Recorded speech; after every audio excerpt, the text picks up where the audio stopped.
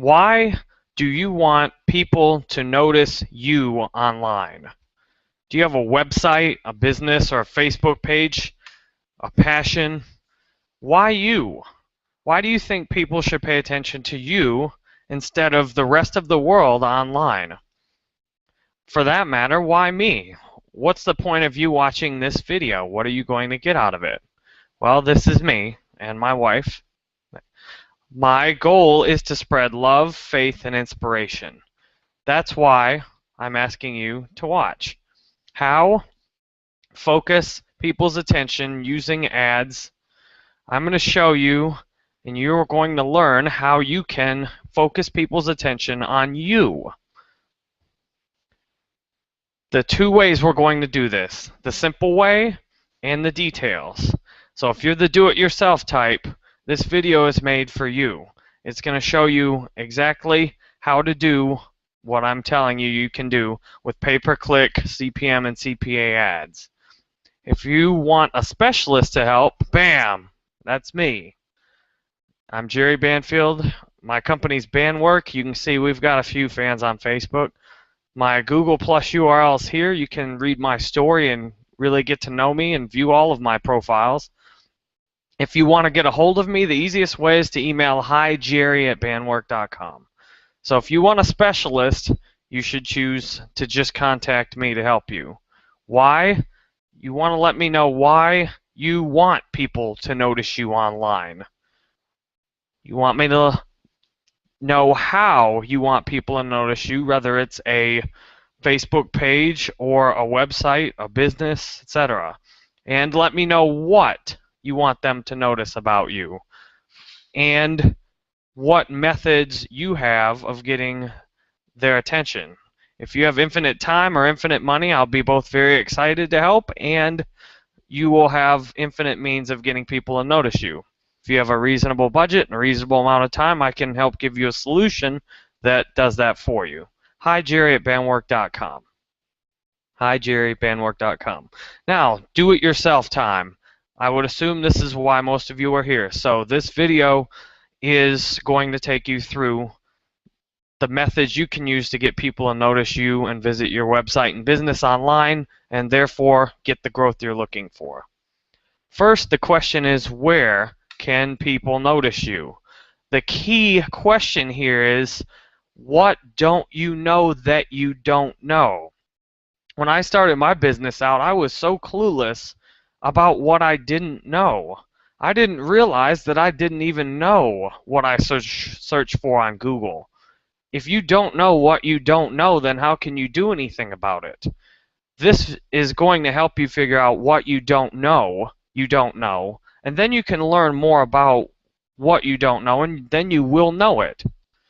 So enough wordplay aside, Google. Where can you get people to notice you? Google, Facebook, YouTube, Yahoo, LinkedIn, Bing, Twitter, mobile apps, blogs, forums. So this is that is the briefest overview of where you can get people to notice you. I would guess most of you had most of these things I just showed already in your head. The idea is, if I've given you one idea for a place you can get people to notice you that you didn't have already, then you have an advantage now. I mean, Yahoo is one I never would have thought of. Like, who goes to Yahoo? I don't. Other people do, though. And Bing. If you're up on search engines, you know Google's better. But the question is, what opportunities are there in Bing that aren't there in Google? The kind of person that uses Bing, I would guess, is distinctly different from the kind of person that uses Google. And the forums can be an exceptional opportunity. So let's talk about how. The main way are using paid ads. Pay-per-click ads or cost per thousand ads. CPA offers. One of those methods that you might not even think of trying to use if you're not already immersed in the online advertising world. CPA offers, especially for an established business, you're essentially getting a no-risk sales force to help you sell your brand. CPA offers are available and spreading widely. So CPA offers might be something you didn't know you don't know. And the time and true method is hard work. But I'm going to show you a few ways you can get other people to do hard work for you instead of doing it yourself. Now, let's talk paid ad systems first. We'll go into more details about which actual methods. Google AdWords is the largest. Google makes more money from Google AdWords than all of the newspaper and print publishing combined. So all of the newspapers you see and all the ads they have, Google makes more than all that. So you can see the power of Google. Facebook ads. With 1 billion people on Facebook, you can obviously see the potential for getting attention on Facebook. What you might not think of is Microsoft, aka Bing ads. Who uses Bing? Well, lots of people use Bing. Bing is the second largest, as far as I know, after Google in the search world. So a minority could turn out to be a great opportunity for you. LinkedIn ads. This is one I never would have thought to use for a year or more when I was starting out. If you have a business product and service, though, LinkedIn ads can be a great way to get people to notice you. Twitter ads. Brand new. Twitter's just offering them. But Twitter ads are an awesome way to get people to notice you on Twitter. You pop up in their newsfeed. Search results are often affected great by getting retweets on a Twitter tweet. So Twitter ads and mobile ads at around 5 cents a click in the US and Canada. Mobile ads are one of the lowest cost methods to promote yourself to a huge audience. Mobile ads tend to work best for established brands, but if you have a unique product or service to offer, mobile ads can get you the attention you want. One of the CPA or cost per action affiliate programs I mentioned, CJ.com or Commission Junction, has one of the largest and more established CPA programs in the world. A lot of the companies you may know already and major brands already have an affiliate program on CJ.com. You can get your own company on CJ.com, or you can make money off of promoting established companies. Odesk, one of the companies I'm looking to make a better product or service in the future then is Odesk. They have the world's largest online workforce available very quickly and accessible. You can easily hire someone for $1, $2, $5, $10 an hour to do some of the grunt work for you. I've spent thousands on Odesk, and I've got a ton of work done on Odesk for a very low cost. The best part is you can just pause your workers. No hiring or firing complexities or benefits. You just pause when you want the work to stop. Elance is comparable to Odesk, and it tends to have a little more specialization in higher-end workers, but Elance and Odesk are both resources. And then on the opposite side of that is Fiverr. Everything's $5, $10, or $20 or so dollars on Fiverr. And things like design services on Fiverr are just great because you pay someone $5 and you get a cover photo designed. It's a lot better than trying to do it yourself if you're not good at it. And you know exactly how much you're going to cost. Even if the quality's not 100% of what you want, it's still only $5. The question is, which one?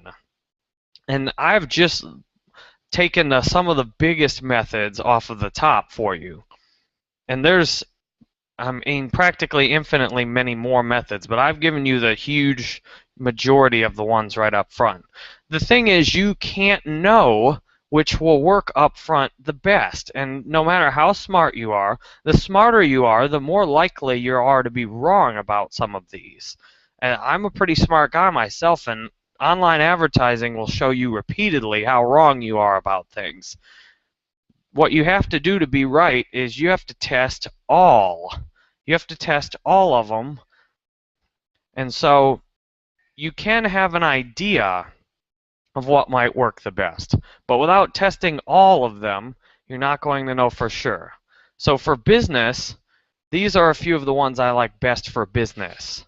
If you have B2B services, so business sells another business a product, I like Google AdWords, work on Odesk and Elance, and I like LinkedIn ads the best. An important point though, just because I like these the best has very little relevance to what actually will work the best for an exact product or service. For example, Facebook messages for me work better than any of these methods for generating business-to-business sales on a one-to-one basis. And that I was able to scale Facebook messages through Odesk. So they outperformed Google AdWords exponentially. I didn't know that until I tried it. Now, for business to consumer services, so you're a business and you have a product to sell. I don't know why I would think of dirty adult products when I was going to list examples, but a T-shirt or now that's all I can think of. All right, let's just move on. So, you know what a consumer product is. I like Google AdWords, Facebook ads, and mobile ads for consumer services. That said, that may not work the best for everyone. If you have a passion, I would define a passion as something similar to a hobby or something you care about, a charity cause, something which is not financially motivated. You just do it because you love to do it. So for me, my passion is video games. I love playing Call of Duty and I've World War II Online, Madden. Those are my passions. So it has nothing to do with me making money. For passions, I still like Google AdWords and Facebook ads and mobile ads. The idea is you can get out the most people in the simplest format for a lower cost. Still, as I've said with testing, and this is why, the best opportunities tend to be outside of what is normal. I mean opportunities like this. These are not normal ad results. These are from my Facebook ad campaigns I've promoted in 2013. As you can see, 1 cent cost per click, and actually it's, where are my clicks at? My clicks are actually right around 1 cent each. And that's for everything I've advertised all year on this one Facebook ad account of mine for my company. You can see I've advertised events, which were often local, and I've advertised apps. But the thing that's exceptional is that's 1.5 million page likes for $21,000. Plus there's website clicks and everything else in here. But these, when I first started out in 2011, I tried to do Facebook ads, and I was paying like 50 cents or $1 a click. It took a lot of testing repeatedly to get to this. The thing is, this opportunity is available for you, but you've got to go look for it, and it may not be where you'd think it would be. For example, here is one of my most successful lead generation methods now, and it's using Google AdWords to promote a YouTube video. This is the average cost per view, and these are from viewers in Canada, men, who I looked through my channel and found who was watching my videos, and 4 cents a view. I mean, the 640 website clicks, those were intentional. Like after they watched the video, well, I could talk with Google about what's the definition of intentional, but still, the value I've gotten out of that's exceptional. If you look, this is a US ad campaign for the similar video. You can see the views cost 3 times as much. I went to Canada after getting a bunch of customers on a business trip, and I looked and I researched and I said, why am I getting so many customers from Canada? Despite all the Canadian customers I'd got with almost no effort, I was running almost no paid ads in Canada prior to going to Canada. Once I went to Canada, and so after that landed one of my biggest customers ever, coincidentally, who had a business in Toronto where I visited, I realized I ought to be doing a lot more paid ads in Canada. Hence, this opportunity, I looked hard for it. The harder you look and the more open-minded are, you can find opportunities like that. the Canadian customers are more likely to pay more, and look, I can get them for 3 times less, or they cost, I can get 3 of them for the same cost per view as one US. So this is what you can get. And here's a mobile ad campaign shown in the US for a local business, 1.7 million views for $388, 5,800 clicks. I can't think of another advertising medium that you can get that sheer number of views for such a low cost and locally focused. So if you have a local business and you want to do some branding, this is absolutely the easiest method. The reason is new mobile ad costs are about 1/50th of what it costs to put an ad in the newspaper. There's a lot of potential places to advertise, and there's very low competition for that. If you want to advertise a local business, mobile ad campaigns are outstanding. This is something, again, I just found out by trial and error. Idea is you find with testing all of the opportunities. You learn how to test all of them starting now. The next part of the video, I'm going to go into detail about how you create ad campaigns. If you already know how to create a Google AdWords campaign, I might have a tip or trick for you that can help. Or you can skip ahead and try one of the other areas, such as Facebook ads. All right, here we go, Google AdWords campaigns. I'm going to start with Google AdWords Express. If you know you're not tech savvy and you don't want to get into a lot of complicated code and keywords and ad formats, Google AdWords Express is simple. The only qualifier I will put on here is that Google does bid on all of the keywords it can think of. So for my business, band work is one of my key keywords. Well, who searches for band work except for people that have already heard of me? So when Google bids on band work, it's really stealing my organic search traffic with a paid click. If you are not willing to dig deep into the regular AdWords interface, AdWords Express is still a simple method to get traffic to your business. What can you promote with Google AdWords Express? You can promote your website, your Google Plus pages, or your business location. And we'll just go ahead and make that a capital P because that was aggravating me. So when you go to Google AdWords Express at the URL I just showed, google.com/awexpress, there might be another S there. Yes, let me check that real quick because you don't want to go there if that's not right. This is my first run through of this presentation. I will be doing additional ones, but yes, all right. So it's 2 S's, not 1. There we go. All right, 2 S's, not 1. And here's what it'll ask you about: your business website, name, address, and phone number. Pretty simple, right? You put that in, and then it'll ask you, and I've simplified this. There may be an extra sign-in window or whatnot, but I'm showing you the important parts.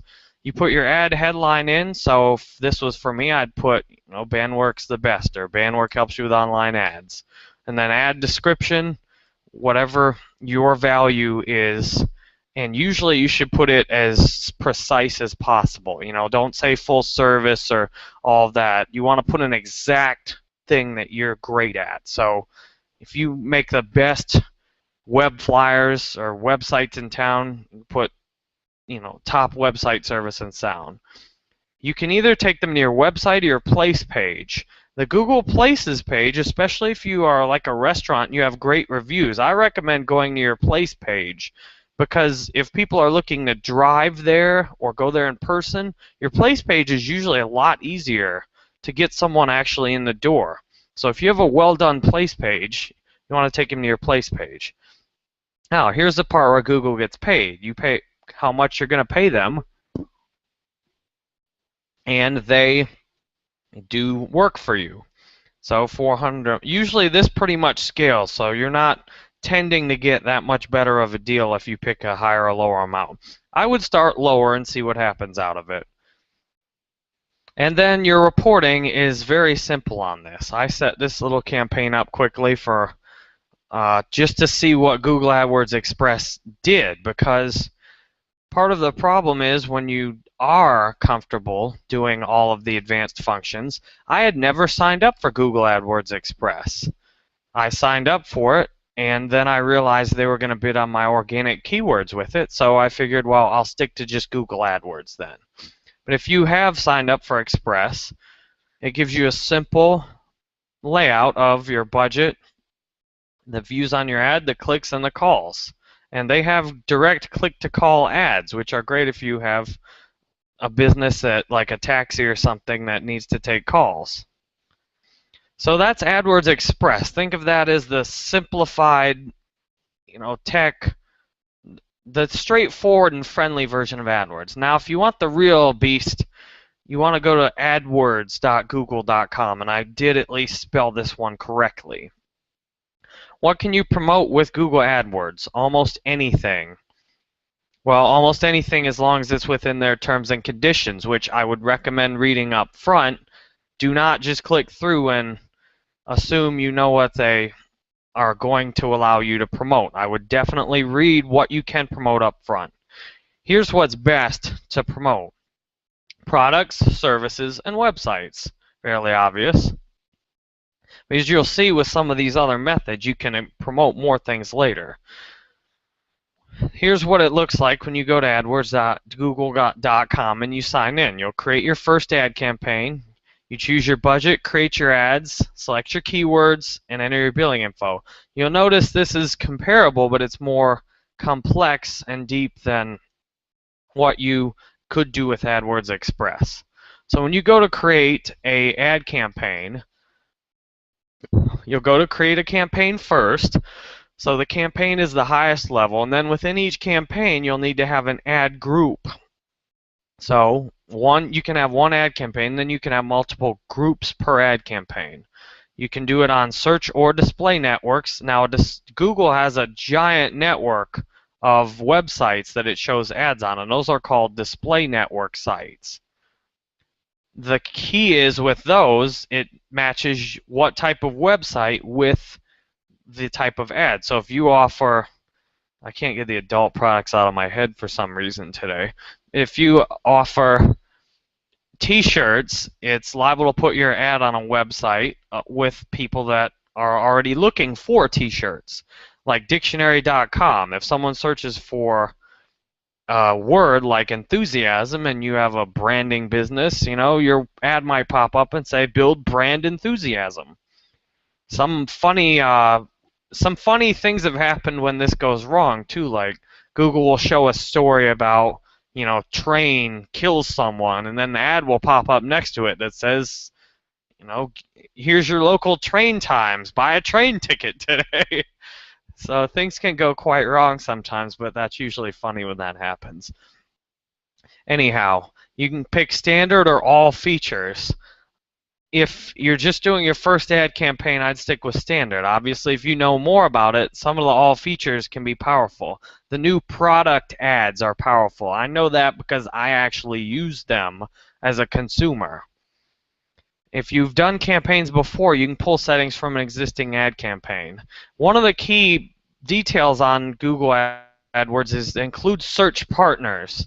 Now, most people trust Google, for better or worse, when they provide search results. The question, when it says include search partners, that means, say, if Google bought a search engine somewhere and it will show ads on that. So if it's not their search engine, but it's some other type of partner of theirs, it can show ads there. Whether you want to do that or not, it's up to you, but it should show you the difference between those. And then the display network, as I mentioned, is where you show display ads, also called banner ads. Locations. The locations is an important area to think out of the box on. Like I said, I've found Canada was proving to be a gold mine for customers for me. And in fact, the odds of you being Canadian and watching this video are pretty high given how much I advertise it in Canada. I never thought I used to only do my ads campaigns in the United States though, because that's my country, so that's where I thought to run ads. But some of your best opportunities often can be going outside of what you might assume. If you just want the most traffic possible to all countries and territories is a great option to select. If you have a product or service, or if you have a passion, especially, if you have a hobby or something you just want people to know about, showing it worldwide can be an awesome way to get the most people for the least money. Once you continue scrolling down here, the language is important, obviously, especially if you're doing worldwide ads. And then here's the bid strategy. You can do it yourself with manually setting clicks, or you can close your eyes and let Google do it for you. Sometimes that can work really well. Other times you can be wondering why Google's bidding $25 on a keyword for you. The budget. Here's where you tell Google how much you will give them every day. I recommend a sustainable budget. So if you can, rather than doing one that's not sustainable, if you can do $100 a day or $1 a day or whatever you can keep paying for a year, I feel like that's the best budget to do. If you're doing something, I've had ad campaigns I was spending thousands a week on, and it stressed me out a lot if I didn't get immediate good results from those. And at the same time, if you're doing way below what you're comfortable risking, if you're doing $1 a day, for say $1 per click keyword, you really can't expect to get results in any kind of reasonable time frame.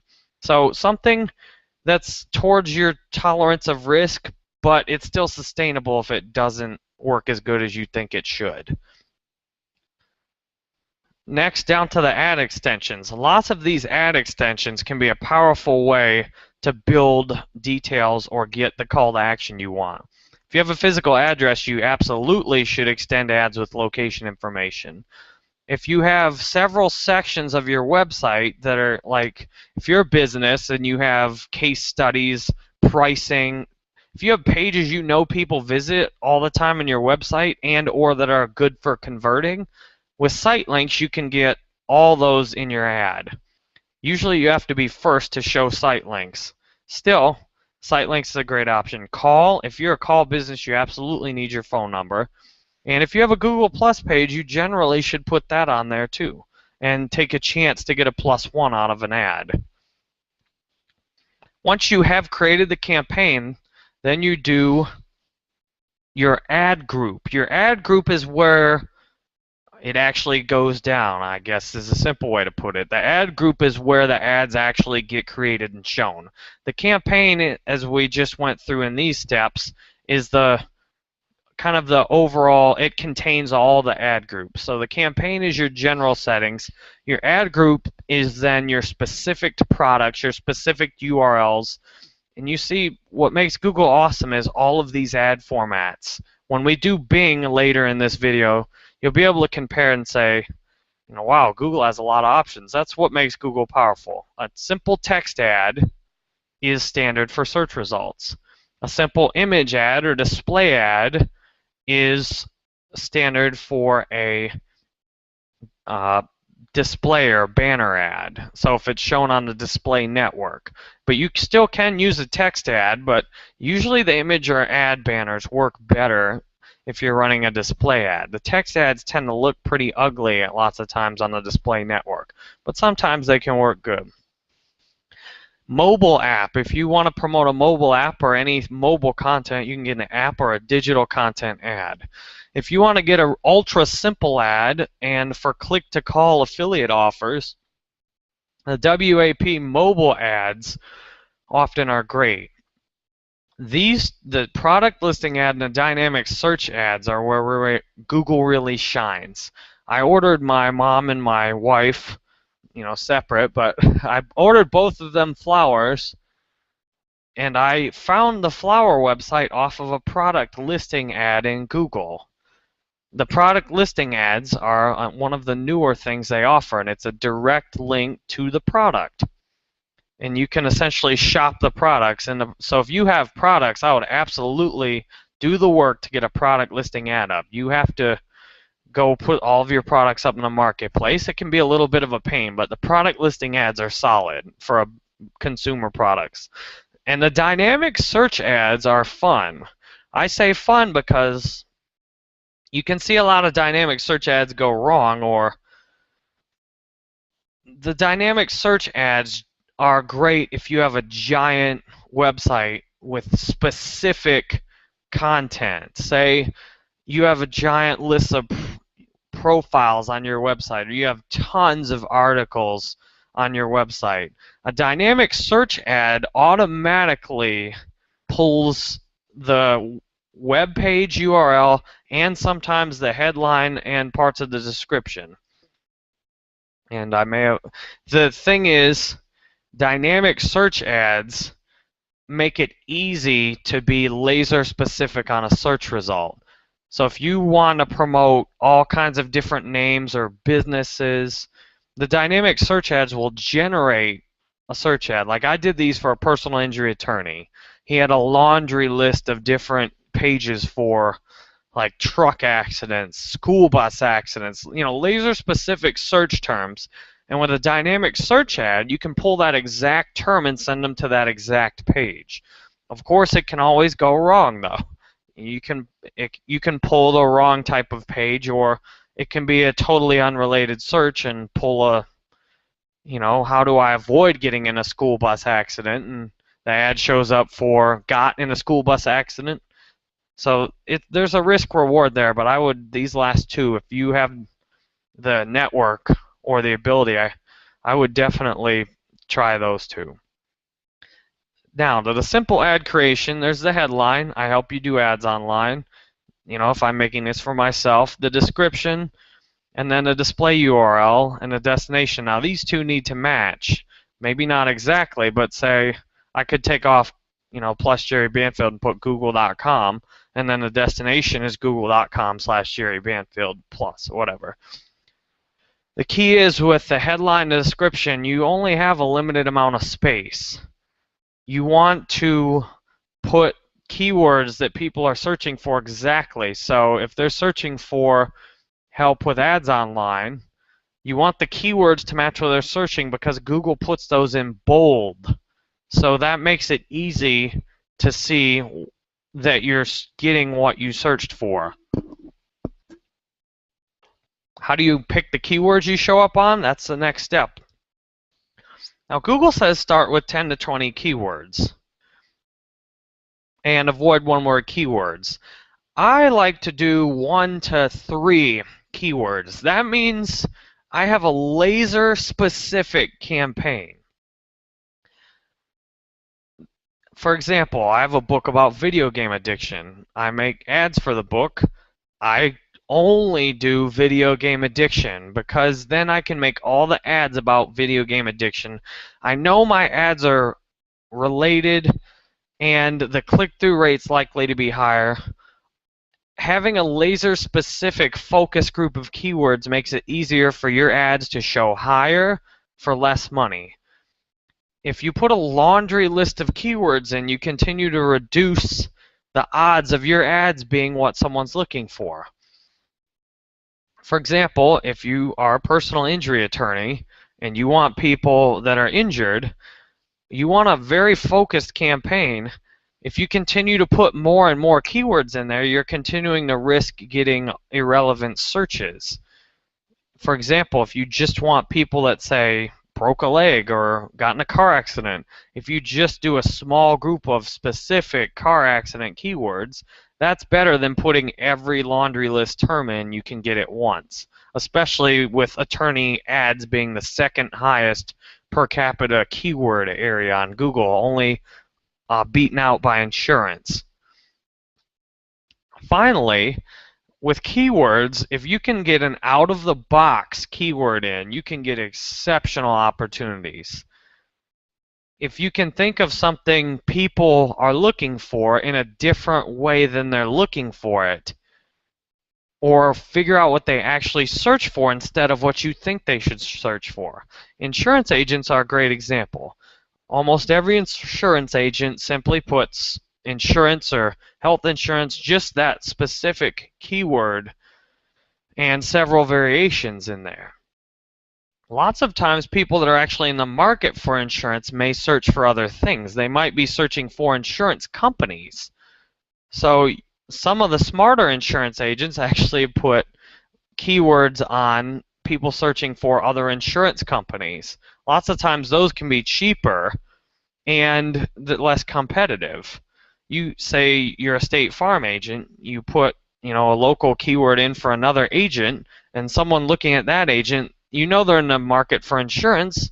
They may not like what they find about that agent. They may go to you instead. Or other out-of-the-box targeting solutions, like instead of putting online advertising in the keywords for me, I often use keywords like get noticed online or get found online or some similar things like that, because the search intent is similar, but the costs I'm looking at are a quarter, a fifth, a tenth of trying to just compete with other advertisers. So the keywords here are where you can really get the best opportunities in terms of a cost and a value back for you. Getting a great keyword choice with a great ad group choice is the best way to maximize your ROI. And for example, these are comparisons of different campaigns I've ran for a few clients. And of course, you can see some of these are injury attorneys. Right here's an injury attorney one. Now the problem is when you make ad campaigns for people like I do, even though I know a lot about what works, if someone tells me they want to campaign a certain way, I'll make it that way. He wanted to get seen as much as possible. He cared most about searching for himself and seeing his ad up there. So I made his ads that way. That's how he asked. And you can see $12 a click.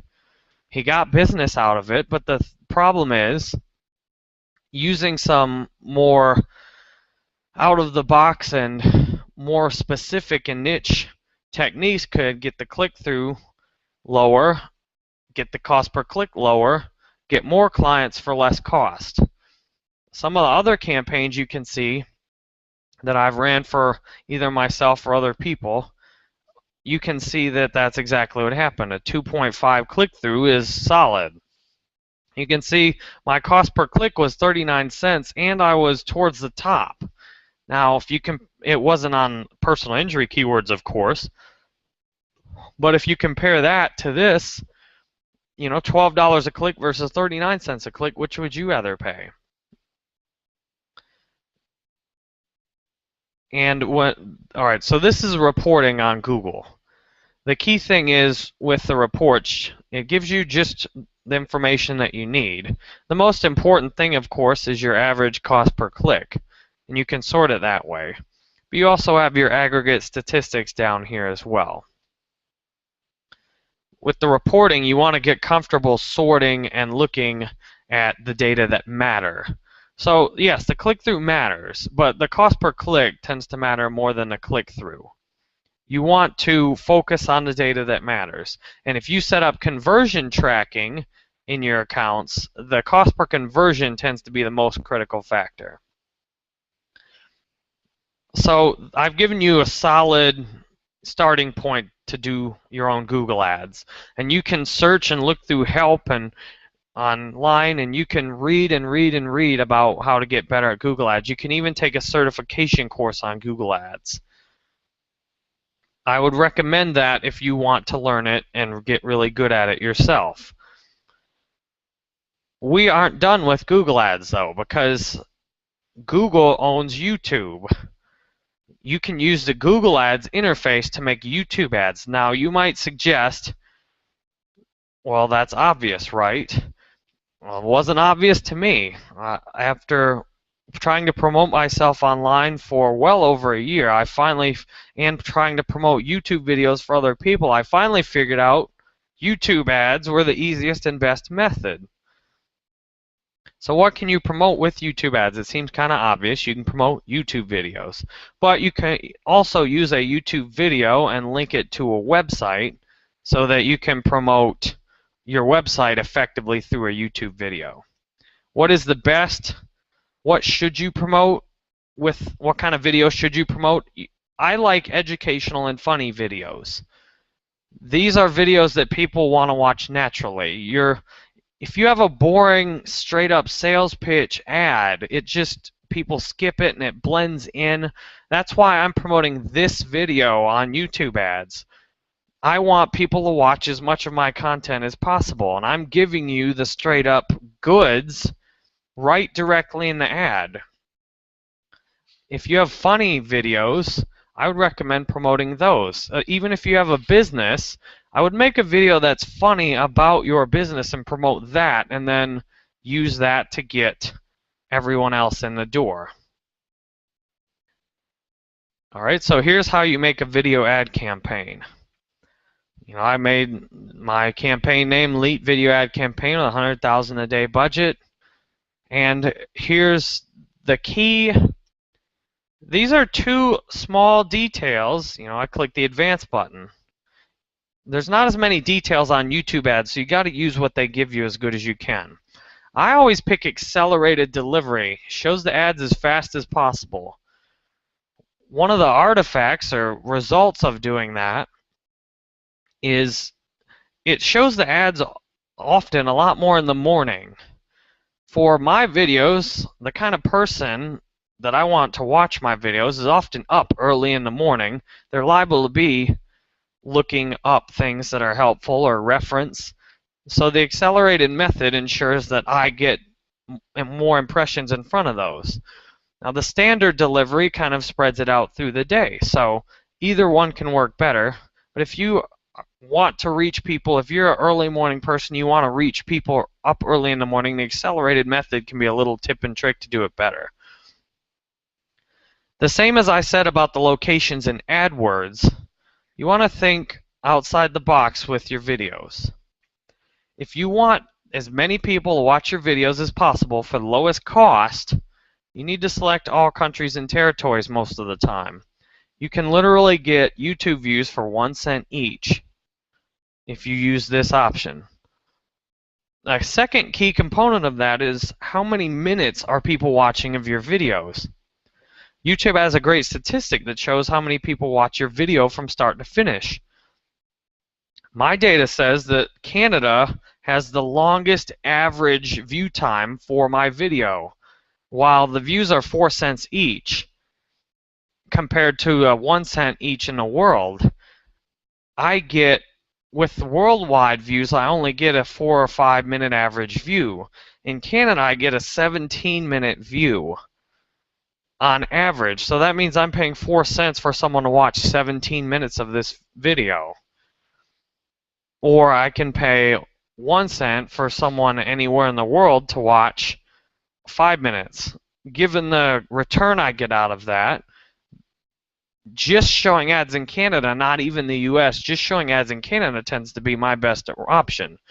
Obviously, I didn't just jump to that conclusion on my own. I looked and looked and looked and looked and tried all different things and finally found that. And now I'm going to beat that to death until it doesn't work anymore. And you can see the language is obviously another component here. But one more thing on location targeting. You can also exclude locations or target a specific city. If you have a local service, you probably want to just target a city. You can also exclude certain areas. Say if I want to target Florida for online ad help, I would probably exclude where I live in Sarasota, because Sarasota is about 10 years behind almost anywhere else that's a little tech savvy. That means if I don't show ads, any of the ads here I show are probably a waste, because very few people here are interested in, they're not even sold on the value of online ads, let alone interested in getting one of my services to help with it.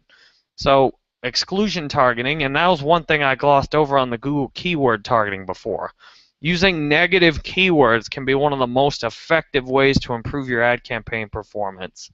And you can do the same with locations.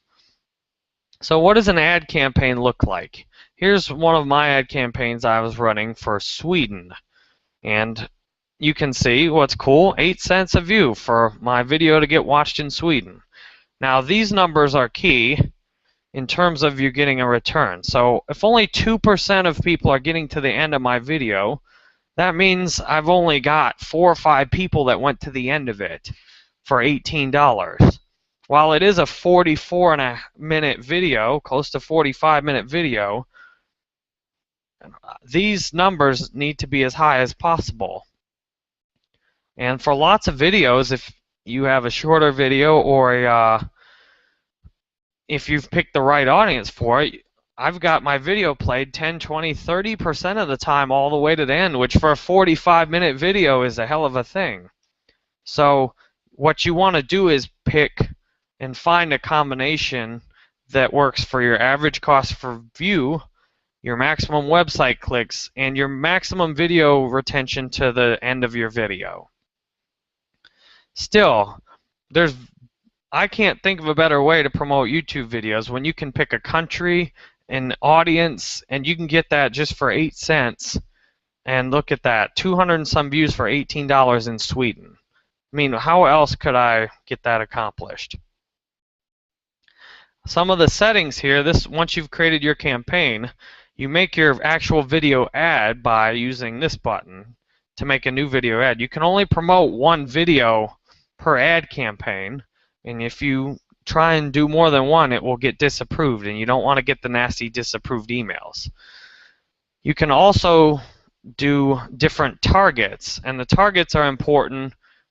For example, for me, I know that men over 35 tend to watch my videos more than younger people do. I would think the reason is younger people that watch my videos, based on my data, are usually searching for it. They already know what they're looking for. Whereas I'm showing videos lots of times to people that are older that have the means, they have a website or they have some kind of property they're trying to promote, and they didn't think to look for the kind of help I'm offering. Anyhow, for every single product, service, or website passion you have, that will be different. So you go in and pick your targets, you pick out the audience, and usually you want to be a little broad with it. YouTube's got a massive, it's the 3rd biggest trafficked website in the world. The potential is so huge. If you want to get a good cost per view, you don't want to restrict your audience too much. So if you get too specific with it, you risk being in one of those small categories that every single competitor is trying to participate in. That means you get a higher cost out of it, and you don't want a higher cost out of it. So if you go a little broad, but not too broad to just show them to everyone, you can get your best value. And here's what it looks like. I showed you this before, what your YouTube ad campaigns can look like. Now you can see I've done these are all different types of ad campaigns. You can see this view, I'm getting 1 cent views here, 600 website clicks, so I got 5,000 views for $71. That's a great deal. What other method can you use that's so cost effective to boost your YouTube videos? Same thing on this one, $230 for 21,000 views, 3,400 website clicks. And this is the video, or this is the ad campaign I'm running that's most comparable to the one you probably saw this video off of. This is my Canadian older men audience. 4 cents a view, 640 website clicks for only $455. I mean, that's about as good as it gets in terms of getting genuinely interested people connected with what I do. But you can see this is a fraction of the total videos and campaigns I've tested out. And you can see the results vary greatly. But the bottom line is the average cost per view at most on almost all of these, this is 13 cents is the biggest. And that's a US, I believe that was DC ad campaign. Any way you cut it, though, you're getting guaranteed views out of YouTube for a low cost. As long as you're promoting the right video to the right audience, it should be a win-win for you. Now that we've covered Google and Facebook, or Google and YouTube ads, let's go to the number 2 website in the world, Facebook. By the time I'm done with this, I'll have showed you how to get traffic and get noticed on the top 3 websites in the world. After that, I'll hit Bing, because Bing's up there too, especially when you include all the other Microsoft properties. Anyhow, this is Facebook ads. And this is my Facebook page, so you can see I do a little bit of promoting. This is my 3rd actual company Facebook page, and I've only been promoting it for a little over 2 months actively, and up to 579,000 likes on it. That's the power of having an open-minded approach, and you can see I've put just thousands of hours into doing Facebook ads alone. You can get to Facebook ads simply by facebook.com/ads. You usually need to use your personal account with Facebook ads to create an ad. Before you get started, it's important to know what you can promote in the first place with Facebook ads. You can promote websites, Facebook pages, mobile apps, affiliate links indirectly, usually phone numbers and business locations. Out of all of these, what is the best? I recommend Facebook pages, photos, and personal stories. These are the 3 things that tend to get the best results in terms of the lowest cost per click, the lowest actions, objectives that you're looking for. These 3 are the power things to promote.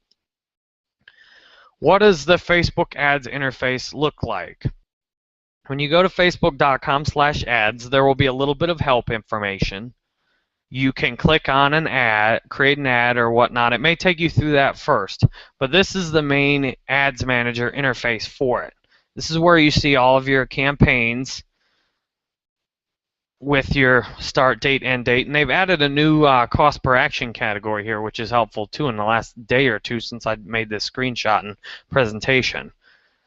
You can see the campaigns here, the daily budget, how much you're remaining, how much you've spent total on it. If you'll notice, I tend to do a lot of new campaigns all the time because new campaigns tend to get the best results. The first fresh ads you put out there with a new message tend to work great. A lot of the ad salespeople like to say people need to see your ads 10 times before they take action on it. I'm with Timothy Ferriss on the 4-Hour Workweek and the other ad professionals out there that say your ad should work the first time or you shouldn't run them again. If my ads don't do awesome right when I start running them, generally, I will take them down.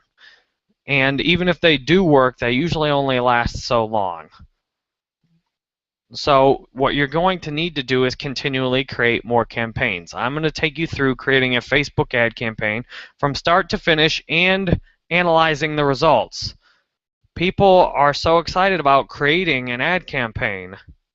That's only half of what you need to do. The other part is and you need to analyze the ads you're running.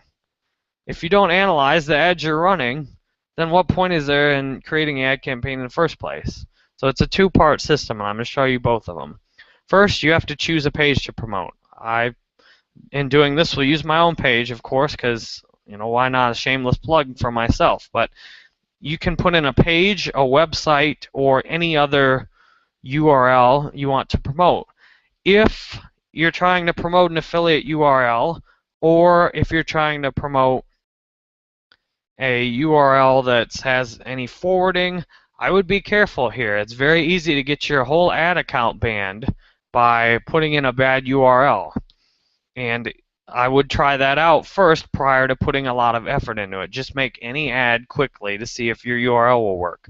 The safest bet is always to promote a Facebook page or a Facebook photo.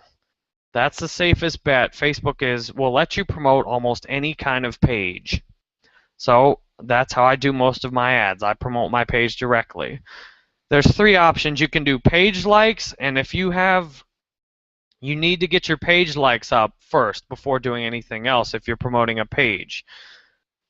If you want to promote your posts, you can do that too, but you should do what you want to do based on your bottom line. If you want to build your page, you need to build more likes, not promote your posts. If you want to use your post to get some kind of other call to action, such as a phone call, an office visit, then you just want to promote your posts. You don't need your page likes as much. So say if I'm a local dentist and I want to get people to make a dentist appointment, I would make a bunch of different posts showing off my dentist's office with a phone number on it. And it has to be a small phone number on it. But then I would promote that page post. Just building local likes on my dentist page would be fairly pointless because I want people to come in and make an appointment. And having a page like versus getting an appointment has generally little to do with each other. If you just want page likes, then just build them for as low a cost as possible and don't worry about if they're local. When you click advanced options, there's more details that you can try out there, such as pricing options and advanced creative options. If you're just getting started, you probably want to stay away from that, but some of the advanced options can be powerful. Now in the Chrome version it looks like this, and this is the newest interface, but some of the other options only have one image. The bottom line, you want as many images as possible. Images combined with your ad text give you the best opportunity to get the lowest cost per click out of Facebook ads. And pay attention to the size for newsfeed. You can see this is not ideal for the newsfeed on mobile, but it still will function well. If you put some small tiny picture on it, the old interface was like 170 by 100 or something like that. If you use one of those kind of ads that are formatted for the older interface, it won't look good in the newsfeed or it won't run at all.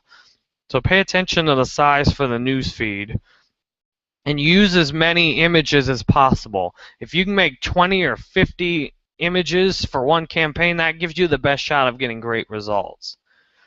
Use the upload images and if you want new ones, or browse library to put old ones in, and fill all of these up. Once you've put your images in, you can make the actual ad unit. You can see this is what the ad will look like in the newsfeed. This is why you want a good image in the newsfeed, because the kind of image you have in a newsfeed gives a strong impression of what kind of page you have. And the headline here is the most important in terms of call to action. So you can see for the newsfeed, my picture was big enough that it wouldn't show the headline in there. But for the text, it shows the text up, and the text is your why, or preferably your why, or what is the purpose for someone engaging with or clicking on your ad. An important thing to do is usually you want to uncheck the sponsored stories. Sometimes that can work good. However, sponsored stories often simply is a way for Facebook to charge more for the same thing. Facebook automatically will tell people if your friends like it. You don't need to use a sponsored story through it. However, that's something, what it does when you check this, it automatically creates a separate ad for a sponsored story. You don't really need that, but you can try it out at your own discretion and see what you think. The last one I showed you how it looks like in a newsfeed preview. Now this one is over and clicked on the right-hand column. Now you can see how important the title is in a desktop ad. And it's important to note there's a huge disparity in who sees ads on the right-hand column and who sees ads in the newsfeed. There's a significantly different type of person that sees ads in the newsfeed versus the person that sees ads in the right-hand column. The right-hand column is great for getting clicks to website, because you can show those on a desktop computer. Lots of times you don't want people to visit your website if they're in the newsfeed because they're going to be on a mobile phone. However, you can choose, at least in the Power Editor, exactly where your ads get shown. It's still critically important to remember with Facebook where your ads get shown, because while Google is pretty specific about where your ads get shown and what device they're shown on, Facebook often leaves that more up to you to handle in the back end. If you're trying to promote, say, a Facebook app and it only works on the desktop and you're running an expensive newsfeed ad in the mobile, and when people click on it, they go to your page and can't install your app, I think that's funny, when I see other advertisers doing that, but it's kind of sad too that whoever set that up doesn't realize that their desired call to action is impossible for them to achieve. So make sure you can test out your ads on different devices and your landing page and see what it could possibly look like. Once you've built your ad creative, then you want to target your audience. The audience targeting is where a lot of people go right and a lot of people go wrong. If you want the most page likes and you want the most engagement, usually this applies if you have a passion that's not necessarily about making money. If you want the most page likes, you should target countries where the ad costs are low. There's no reason if you just want a lot of page likes to compete with other advertisers in the same area. Not only the advertisers, but the history. When I show ads in the US from my Facebook page, which I don't do very often, to get page likes, I'm competing with all the other advertisers in the US plus everything everyone's ever done with another page or group on Facebook. For me, I have thousands of pages I like. If I like a new page I see in ads, that page's organic content has to compete with all of my friends and all of the other pages to get in my newsfeed for free. It's very hard to have good engagement on a page like that. And if you're trying to get page likes, the only purpose in building fans is to get them to engage with your page consistently. If you want that to happen, you should target out of the box. Now, if you're looking for a different call to action, say you're wanting to make ads and get customers in the door, and you chose to promote a post, then you might want to refine your location more. For me, assuming I wanted to run a campaign like this, which my data shows it's generally not going to get me a good return on my investment, but if I didn't know that and I wanted to give it a try, I would target all these business categories and then target men of this age and or women in Canada, because that's my customer profile.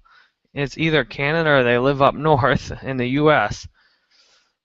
I would target these, so I have an audience of 1 million people, which is a good size audience. It's big enough to get low cost clicks and to get a lot of activity, but it's not too big where it becomes completely irrelevant.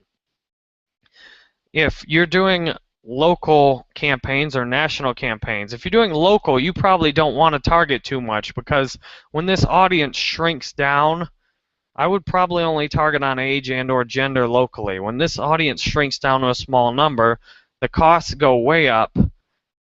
The costs are up high, plus your ads may not even show very often. If you've got 100,000 people, it's going to be hard to even show the ads a few thousand times, which on Facebook is just nothing. As you saw from my post or my original method or my original slide where I showed I had 400 million ad impressions. So if you want to get a lot of ad impressions, you want a bigger audience. The precise interests is where, if you combine precise interests with broad categories, if you're doing a national campaign like a US campaign for, say, a fashion boutique, lots of times you can overlap the precise and the broad interest to get some highly focused ad campaigns. The problem is most people tend to do the same thing. So if I have a fashion page, I'm likely to just target fashion, #fashion.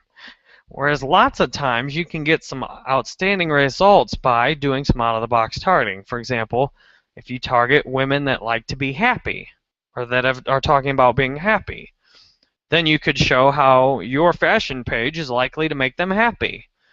Lots of times you can get half the cost for the same person to like your page because the interests you're bidding on are not as competitive. The interests are a huge determining factor for cost. For example, if I just put marketing services in and targeted a marketing product, my ad costs would probably be through the roof. But if I target a few things like, website owners, lots of times I can get lower costs. Think outside the box, and most importantly, try a bunch of different campaigns targeted to your potential audience and split them by audience.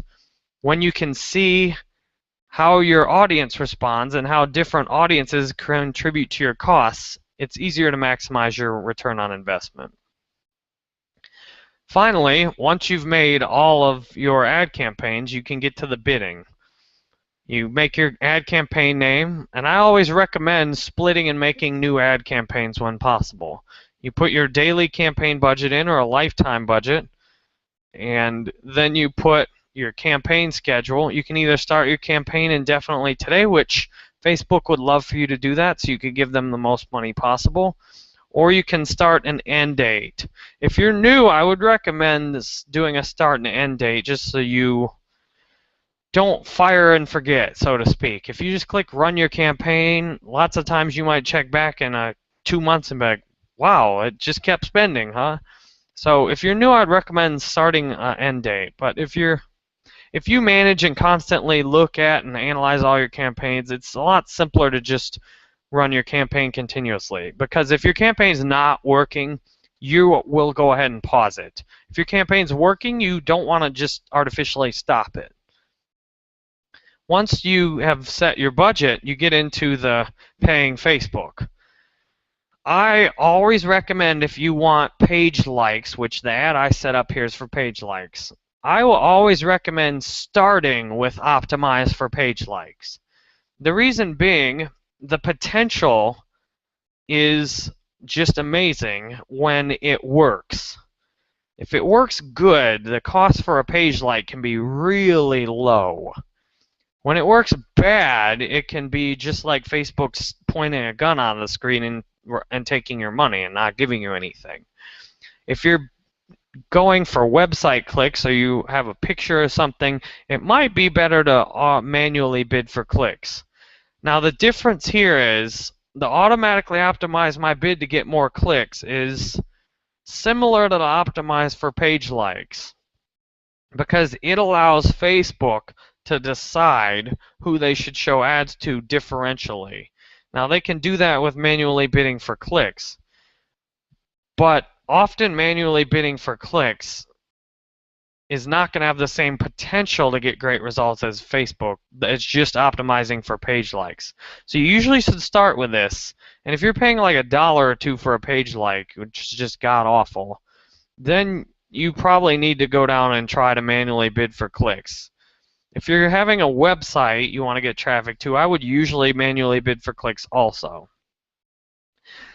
The optimize for impressions on Facebook tends to be one of the worst possible things you can do. However, if you tend to get it right, like you can optimize for local impressions, occasionally you can get great results out of it. Why is this so bad? In the back end, Facebook has done some kind of analysis or algorithm where they differentially rate users based on how much they click on ads and what kind of ads they click on. In other words, Facebook knows the odds of you clicking on an ad, whereas Google somewhat does it on a more fair system in terms of just straight on a click-through basis. Facebook has a better idea of how likely you are to click on an ad and can price ads impressions differentially based on who sees the ad. When you optimize for impressions, you're often not going to get any of those good ad placements. Facebook, in other words, is going to dump your ads in the lowest possible return areas. It's going to show ads to people it has a very good judgment that they will not click on ads. So in other words, you're going to be getting the worst possible positions when you optimize for impressions. Why? Because when people are manually bidding for clicks and trying to get the most page likes, Facebook wants to put the ads in the best positions to get them paid. When you optimize for impressions, you're paying them per impression. So Facebook knows they can put those ads in the worst possible place, and you're going to pay the same for it as if they put them anywhere else. So be careful of using this. It can work great, but if you want to see a really low click-through rate, try optimize for impressions. Now, these I just discussed at the beginning of this. This is a 50-50 deal with Facebook ads. With Google, the reporting's important, but the setup of Google makes the reporting a bit more common sense and straightforward. With Facebook, you really need to take the time to analyze what's going on with your ads and what you're getting back out of it. For me, this is one of my recent ad campaigns.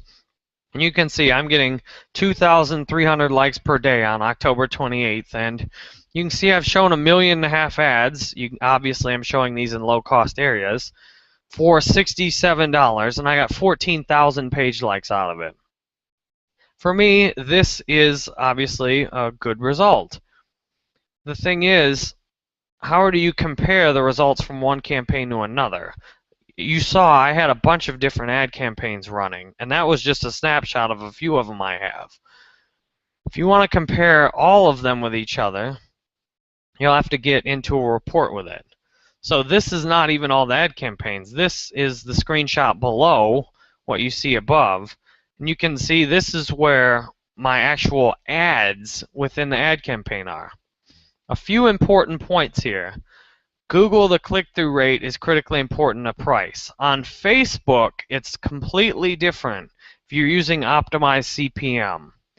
The click-through rate times the average price is the key metric on Facebook. If you're doing page likes, this is the only column that's important.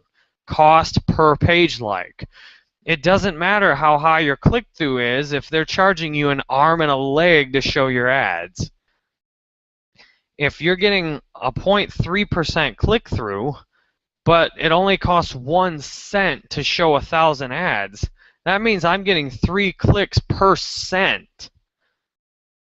3 clicks for every cent I spend. So that makes this metric the lowest, cost per page like.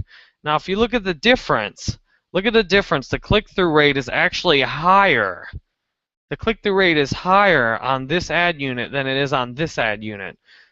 The optimized CPM pricing, though, is charging me 7 cents, or in other words, 7 times as much to show my ad as it's showing this one for. The result is, regardless of the higher click-through rate, I'm paying 4 cents per page like, which, if you look at these page likes, are actually a ½ cent or less each. That means this costs 8 times almost as much as the likes on this ad unit, and it's all the difference in the pricing. The click-through rate is actually higher, but the pricing here is just critical. You can see some of them are even charging me 12 cents or 13 cents per 1,000 ad impressions, 19 cents, and this is all the exact same audience. What this is a reflection of is who Facebook's showing ads to. At 19 cents per 1,000, Facebook's showing that more to power users it knows it clicks on ads. Whereas I'm in more of the general population with this ad. It's showing me in some of the low quality ad spots. At the same time, I'm still maintaining a great click-through rate on an ad in lower quality spots. Facebook's figured out, based on whatever its targeting characteristics are, who should respond to that ad. So if you'll note, this report that shows your ads, I've sorted it by clicks. And the clicks are related to how much I've spent. So you want to sort these reports to see how your ads are doing by the relevant data. Forget the click-through rate and forget the average price. You need to see where your money's being spent. If, say, this was doing as good as or as bad as that was, I would pause this ad right here, pause this ad, And that would force Facebook to use these other ads. Since this is doing great, I don't want to mess with it. And some people like to go through and manually pause the other ads here. Assuming you don't have infinite time, what is the point of pausing these other ads? I've spent 19 cents, 33 cents on these. Why waste my time pausing these? The majority of my budget is being effectively spent, so that's all I need to know. Now, in those advanced reports I showed you about, I've went into Facebook ads. Let me go up to the original screenshot here. I clicked on reports to get to these reports. So you click on reports in the ads manager and you can make custom reports based on what you need to know. These are ad campaigns I did for a weight loss company. They have two things that matter to them, and the idea, it's critically important with Facebook ads, is to focus on what's critically important only. Cost per page like and cost per lead conversion. These are the two metrics they care about. And for this individual report, I've sorted it by cost per conversion. You can see this ad campaign is $1.41. This was an ad campaign they created on their own before I came along. They didn't even realize, they just paused it, or for whatever reason, maybe because the page cost per page like was so high, they didn't even notice how low the cost per conversion was on this ad campaign. They're running hundreds of ad campaigns. It's easy to miss one. This ad campaign is working the best out of any they did, and they paused it. And look at the cost per click was only 4 cents on it. Now here's another ad campaign they made, $3 for a conversion. $3 for a conversion. Now it's $9.80 for a page like. But again, almost all these campaigns they made were getting paused. Now you get down to one they spent a bit more money through. I made some of the ad campaigns they started spending a lot through that they could see the conversions were low. But still, when I gave them this report, they could then see, oh, I should turn this ad campaign back on. I should turn all these ad campaigns back on because they're getting me good conversions. Using the reports and only focusing on what you really need to know. And I put a couple of other things that I could sort by, the clicks, the spend, and the cost per click, and the page likes to provide additional detail. But no more than having about this many categories, so you can only focus on what matters. And this is, again, this is a cross-campaign comparison. So this is an individual ad campaign, the ad units in it, similar to the ad groups in AdWords. And this is a cross-campaign comparison. Now I ran this also for them based on cost per page like. This, if you just want page like, this is the only stat that matters. And what's funny is nearly all of these ad campaigns are ones I made for them because they said I want more likes for a lower cost, and most of them are in the same or similar audience to what they were already doing. So when you sort it this way, you can see which of your ad campaigns is giving you the results you're looking for. And for having a product where you want both likes for long-term conversions and leads for short-term conversions, a campaign like this is just a powerhouse. 21 cents for a like and $22 for a conversion. And this one here is even, this is my favorite out of them. 33 cents a like, $9 for a conversion. You're getting both short-term conversions immediately, and you're getting longer-term page likes that are liable to convert months in the future.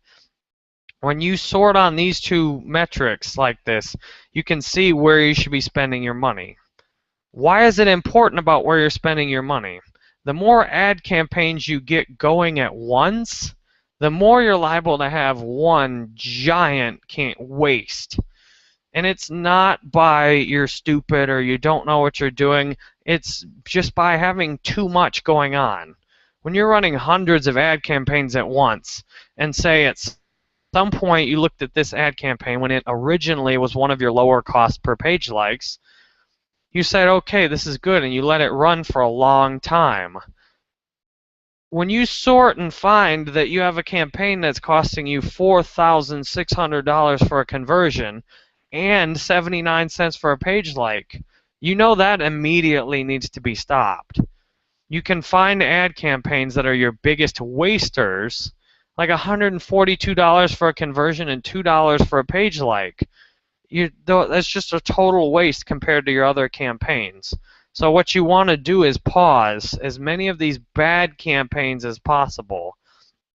It's not just about doing a good job, but you want to eliminate those small amount of campaigns that are wasting the majority of your budget.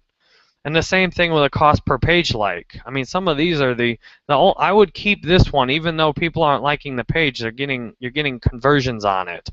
I mean, $52 for a page like, no conversions, $18, all these campaigns. Some of them they paused on their own. You can see the low ad spend. But others of them, they just created these ad campaigns. And if you don't pause them before they waste all this money.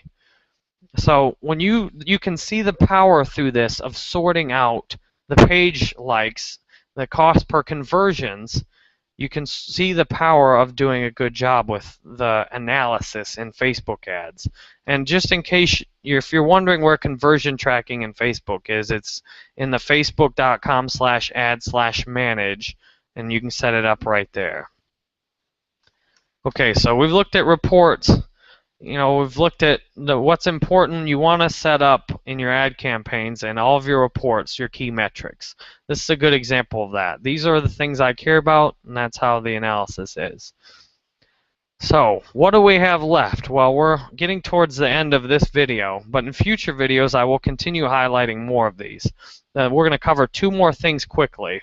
Bing ads and LinkedIn ads, and LinkedIn ads just briefly. I'm going to build on that in later videos. But for now, we're going to go through Bing ads. Bing ads, why should you use Bing ads? Bing ads occasionally can have a search term that might be pricey on Google, or that you might not be able to even advertise on Google. Sometimes on Bing ads you can find exceptional opportunities because there's not as many heavy-hitting advertisers and not nearly as many smaller advertisers on Bing ads. So Bing ads by Microsoft is something you definitely should give a shot. It's very similar to Google AdWords. So if you already do Google AdWords, there's no reason you shouldn't give Bing ads a try. What can you advertise on Bing ads? You can advertise products, services, and websites. And I already said why you should use Bing ads, but in addition, you have a different audience with Bing ads. The kind of person searching on Bing, especially the kind of person that always uses Bing, tends to be a lot different than the kind of person that always uses Google. That can work in your favor. It can mean a lower cost, and Bing ads often has fewer restrictions than Google. Google won't allow you to bid on a lot of different keywords, and if, say, you've had your website banned in Google, you can probably get it back in Bing ads just fine. So Bing ads, if you do Google ads, you'll be very comfortable seeing what the Bing ads interface looks like. It's set up the same as Google ad as a campaign, and then it has ad groups. You pick your budget, your language, you pick your locations, the same as I highlighted with the Bing ads, and you pick your ad types. There's only a couple of ad types in Bing. You remember how there were product ads and dynamic ads? Bing's not quite that far advanced with their ads yet, at least not for the general population. So you have a more limited selection, but if you'll notice, it looks a lot like the Google Ads interface for an obvious reason. Same thing with Google Ads. You can pick your keywords in Bing, and lots of times your bids and the cost on the keywords is going to be lower. Now, sometimes the cost on Bing is higher, which tends to defy a little bit of logic, but you can get some really cheap clicks lots of times out of Bing if you put the right ad in the right place. Same as Google, you pick your days, your time, your demographics, your ad distribution, your pricing model with the cost per click or cost per thousand or whatnot. You can schedule your ads, so if you have like a taxi business and you don't want to get calls in the middle of the night, you can schedule your ads to run at a certain time. You have exclusions. The exclusions, the same as the negative keyword targeting, are critical to getting a good value out of your ads. If you have a product or service, you don't want a bunch of freeloaders, I guess, eating up your search advertising budget, then you can exclude the word free, you can exclude the word cheap, or you can exclude all kinds of words that you don't want people to find you on ads with. That can usually increase your click-through rate too. Ad rotation, you can also, the same as Google, you can choose whether you want the ads to rotate evenly or to rotate for a certain metric, such as the ads that convert the best. What does the Bing interface look like? It looks quite similar to the Google interface, as you'll see. I'm not a huge supporter personally of running ads in Bing, but you can see I've ran a few ad campaigns for myself in Bing.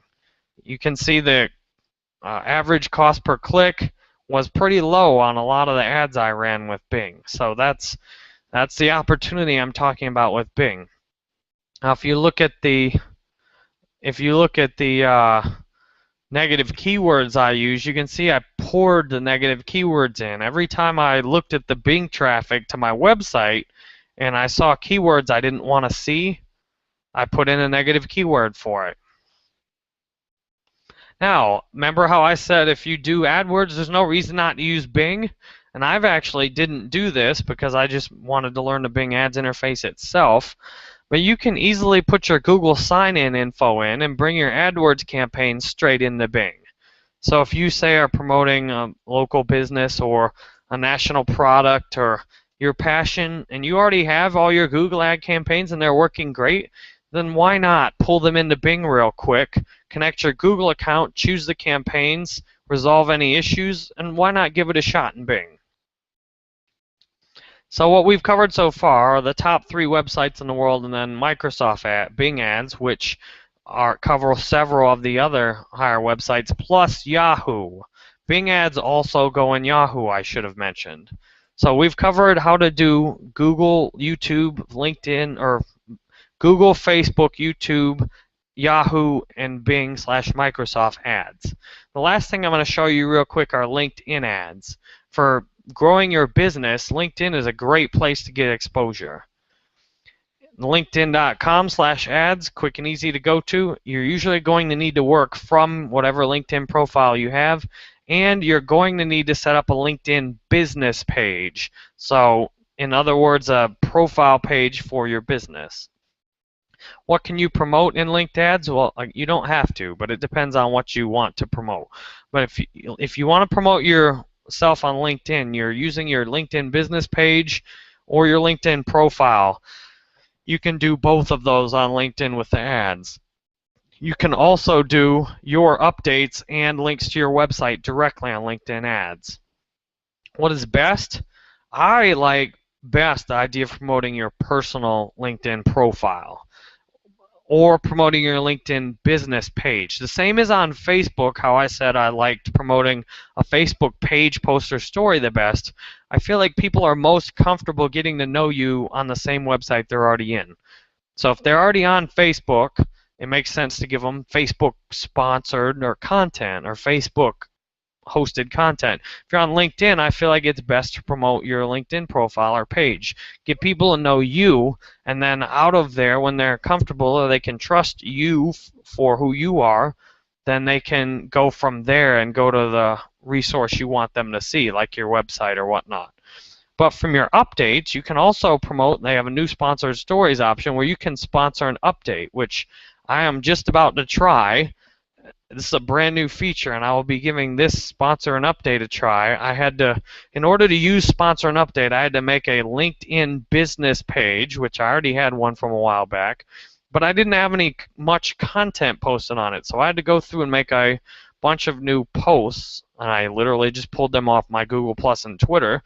But you make posts of your content, and then you can sponsor that the same way in Facebook you can sponsor a story. The main thing people currently do, though, in LinkedIn is just create an ad. And if you watch my Facebook ad creation, the LinkedIn ads interface has a lot in common with making the Facebook ads. If you can get through and you've tried and can do Facebook ads, LinkedIn ads are fairly similar, except you have to manually go create all the variations, and the LinkedIn ads are more expensive. But if you think at the same time, who's seeing these, that's where the value comes in. So this video has already been over an hour, and you know I like to throw the kitchen sink in by now if you've watched my videos or not. But my data says that works best, so that's what I'm going to do. Thank you for watching now. And here's what some of my, thank you very much for watching. And if you got to this point and spent an hour of your time, I love you. I love you very much. And thank you. My future videos will cover more. I will go into CPA, or cost per action, affiliate offers, Odesk hiring, mobile ads, and more. So this is me, Jerry Banfield, my lovely wife. I've looked for 10 years really hard for her, and thank God. This is my Bandwork Warrior Forum profile. I often post my best content and my original things I write straight on the Warrior Forum because people read it. So that's why I post it there. If you want to get a hold of me, you can email hijerry@bandwork.com. And I thank you very much for watching this video. I'll see you on the next one.